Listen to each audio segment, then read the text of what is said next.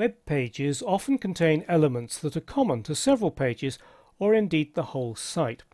For example, in the Pacific Highway case study, if I scroll down to the bottom of the page here, there's the footer. And if I look at this page, it's exactly the same and exactly the same in fefa.html. When you need to make a change to such elements, rather than updating every page individually, it's more convenient to make the change in one place. And one solution is to use what Dreamweaver calls a library item. When you update the library item, all pages that use it are automatically updated. I'm going to go back to index.html. I'm going to click inside the footer and then select the footer in the tag selector at the bottom of the document window. Then to convert this into a library item, go to the Modify menu, Library, and Add Object to Library. Dreamweaver is placed in other documents because the style sheet information is not copied with it. So what this means is that a library item is purely and simply the HTML. It doesn't copy the style sheet. That's no problem. Click OK. And Dreamweaver has opened the Assets panel and it's created the library item. Currently it's called Untitled. We need to give it a new name, so call it Footer, and then press Enter or Return. And Dreamweaver says, do you want to update the links in the following files? And the file that is listed here is library footer.lbi. That's the library item. You do need to update those links, so click Update, and there is the library item created, and it's been called Footer. This yellow background behind the footer now indicates that it is a library item, and if you try to change anything in Design View, you can't. You have to change it in the library item itself. However, you do need to be careful. If you open Split View and deselect the footer, you can see it's all in yellow here, but you can in fact edit it in Code View. And if you edit it in Code View, it won't affect the library item, it will simply affect this current page. So I don't want that change, so I'm going to press Ctrl Z on Windows, Command Z on a Mac to undo that change. So to add the library item to other pages, change to that page, click inside the footer, select the footer, and then press Delete. Then without moving the insertion point anywhere, select Footer in the Assets panel and just click Insert. And if we scroll down, there is our footer in the correct position. And we can do the same with fefa.html. Select Footer in the tag selector, delete, don't move the insertion point. Then in the Assets panel with footer selected, click Insert at the bottom left of the panel. And if you look in the tag selector, now instead of footer it's got mm:lib item.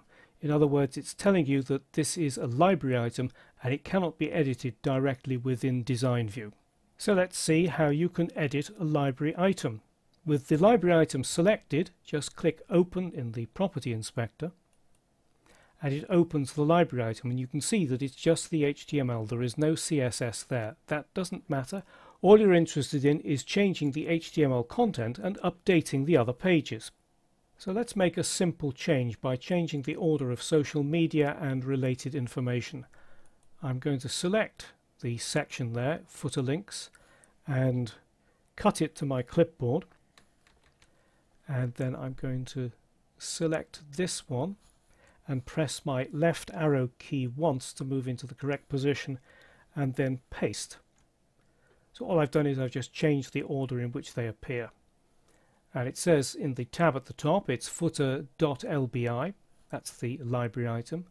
It's got an asterisk, which means it's not been saved. So if I now go File, Save, I get this Update Library Items dialog box. And it asks me if I want to update the library items in these files. Yes, I do want to, so I just click Update. It gives me this message to saying that it's been done. If you want to, you can select this Show Log checkbox and it will tell you exactly what has happened. It took exactly no time at all to update those files. Just click Close And if I go back to index.html, go into Design View and scroll down to the bottom, let's move the Assets panel out of the way, and you can see that related information has now been moved to the second column, and it's happened also in this page and in this page. And if you look in the Files panel, you'll see that there is a new folder called Library, and in there is footer.lbi. There is your library item. And that's why Dreamweaver asks if you want to update the links when you first create the library item. It's because it's in a special folder of its own, so the links need to be recreated. What if you decide you no longer want an element to be a library item? Just click it in Design View to select it, and in the Property Inspector, Detach from Original. You get this message. It will no longer be possible to automatically update it. That's no problem. Just click OK, and it's no longer a library item. One final thing that you need to know about library items is, let's just select that library item. There is this button, Recreate. This is useful if you inherit a site that uses library items, but the library items are missing from the library folder. So all you need to do is to select the library item, click Recreate, and it creates a new copy of the library item in the library folder.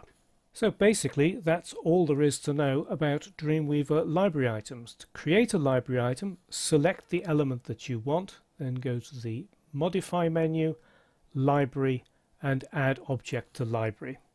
A library item contains only the HTML, but when you update a library item, it updates all the pages that contain the same library item, so you need to make the change only in one place. And although library items are not editable in Design View, you must be careful because they can be altered in Code View.